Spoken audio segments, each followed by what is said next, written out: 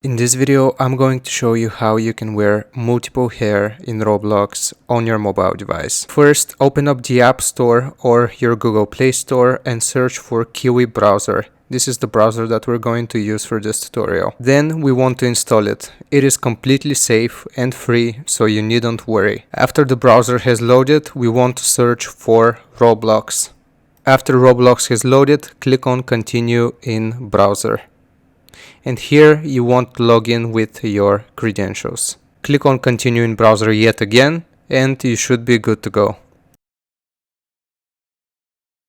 The next step is opening up a new tab by pressing on 1 and searching for Chrome Web Store. We need to install an extension for this to work. So after you have loaded up the Chrome Web Store, here we want to search for BT Roblox or Better Roblox.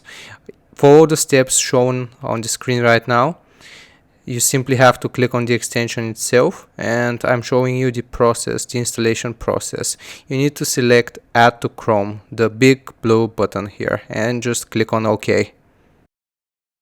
Now that this has been installed, we can exit out of the website and go back to our main Roblox website.